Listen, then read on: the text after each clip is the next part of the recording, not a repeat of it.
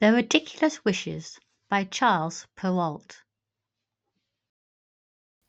In days long past, there lived a poor woodcutter who found life very hard. Indeed, it was his lot to toil for little guerdon, and although he was young and happily married, there were moments when he wished himself dead and below ground.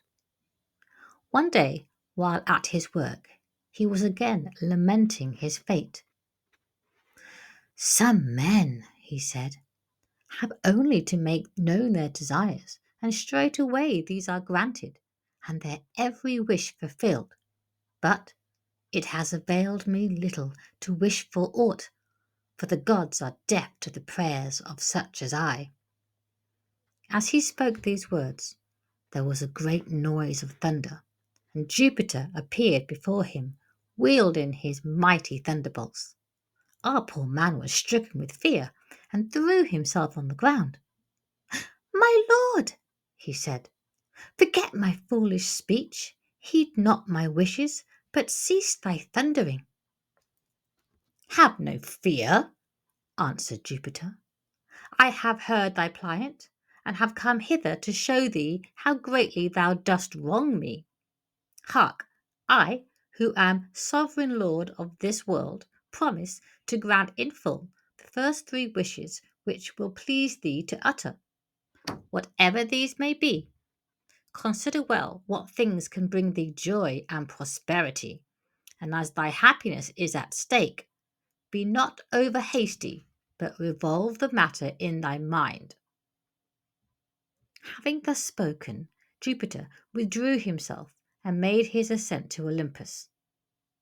As for our woodcutter, he blithely corded his faggot, and throwing it over his shoulder, made for his home. To one so light of heart, the load seemed less light, and his thoughts were merry as he strode along. Many a wish came into his mind, but he was resolved to seek the advice of his wife, who was a young woman of good understanding. He had soon reached his cottage and was casting down his faggot. "Behold me, Fanny," he said. "Make up the fire, spread the board, and let there be no stint. We are wealthy, Fanny, wealthy for evermore, and we have only to wish for whatever we may desire." Thereupon he told her the story of what had befallen that day. Fanny, whose mind was quick and active, immediately conceived many plans for the advancement of their fortune. But she approved her husband's resolve to act with prudence and circumspection. "'Twere a pity," she said, "to spoil our chances through patience. We had best take counsel of the night and wish no wishes until tomorrow." "That is well spoken," answered Harry. "Meanwhile, fetch a bottle of our best, and we shall drink to our good fortune." Fanny brought a bottle from the store behind the faggots, and our man enjoyed his ease, leaning back in his chair with his toes to the fire and his goblet in his hand. "What fine glowing embers," he said, "and what a fine toasting fire! I wish we had a black pudding at hand."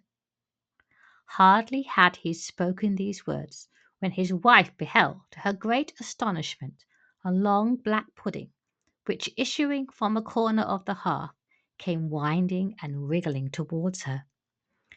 She uttered a cry of fear, and then again exclaimed in dismay when she perceived that this strange occurrence was due to the wish which her husband had so rashly and foolishly spoken. Turning upon him in her anger and disappointment, she called the poor man all the abusive names that she could think of.